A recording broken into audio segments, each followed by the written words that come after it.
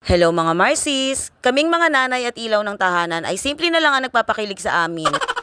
Yun bang nabibili lang namin yung mga gamit dito sa bahay ay talaga namang masaya na kami. Last year pa nga nung naka-add to cart talaga sa akin tong dish rack organizer na to. At dahil medyo tight nga kami sa budget ng mga nakalipas na buwan ay hindi ko talaga siya mabili-bili. Pero dahil sa pakonti-konti lang na ipon at sipag lang sa pagpapa-order ay nakaipon na nga ako para mabili ko na rin to sa wakas. Naisip ko din kasi na papalapit na yung Pasko kaya inuunti-unti ko na yung pag-aayos dito sa aming bahay. At sisimulan ko na nga dito sa kusina. Ito nga pala yung in-order ko na dish rack organizer at kumpleto na rin siya sa freebies. Meron na din tong lagayan ng mga kutsilyo, kutsara, sabitan ng sandok at ng mga sanshe. At sa pag-a-assemble naman ito mga Marcies ay napakadali lang dahil meron namang guide. Kaya siguradong hindi kayo mahihirapan sa pagkakabit nito. Tandang-tanda ko pa sa tuwing napapanood ko to at nanonood ako sa mga live nito ay sabi ko someday mabibili ko rin to. Kaya nga nung dumating to mga Marcies ay sobrang excited na akong i-unbox at i-assemble. Kaya naman nagpatulong na ako sa manugang ko at sa bunso kong anak para ikabit na namin to para mas mapabilis at wala pang 10 minutes lang mga Marcies ay naikabit na namin din ito. Malaking luwag sa space talaga to mga Marcies at nakakaganda rin at nakakasyala. Sa pagkakatanda ko nga kung hindi ako nagkakamali ay 3,000 plus to pero ngayon nabili ko lang siya ng 964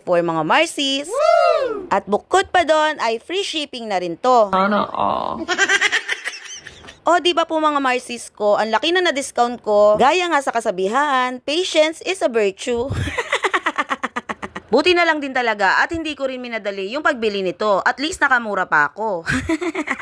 Ganon naman siguro talaga tayong mga nanay, mga Marcies, no? Kung saan tayo makakamura, ay dun tayo. Kahit nga yung apo ko dyang si Kali ay sobrang excited na kaya pabalik-balik na siya sa amin at hinihintay niya na matapos na namin tong i-assemble. At sa wakas nga mga Marcies, after ng mga 10 minuto ay natapos na rin namin sa wakas i-assemble at ikakabit ko na to dun sa aming lababo. Ito pala mga Marcies, yung before ng aming lababo na pinagpapatungan ko lang ng mga pinagugasan na ng pinggan. Halos yung lagayan pa lang ng pingganan ay naubos na yung space kaya nahihirapan na rin kami maghiwa dito pag nagluluto kami. At eto na nga po yung aming bagong space saver na dish rack organizer. Bukod sa umaliwalas na yung aming lababo ay hindi na kami mahihirapan pag naghihiwa kami ng mga lulutuin. Kaya naman po mga Marcies ko, kung gusto nyo rin ng ganito kaganda at pangmalakas ang lalagyanan ng mga pingganan, ilalagay ko na lang po sa comment section yung link kung saan ko nabili. Maraming salamat sa panonood!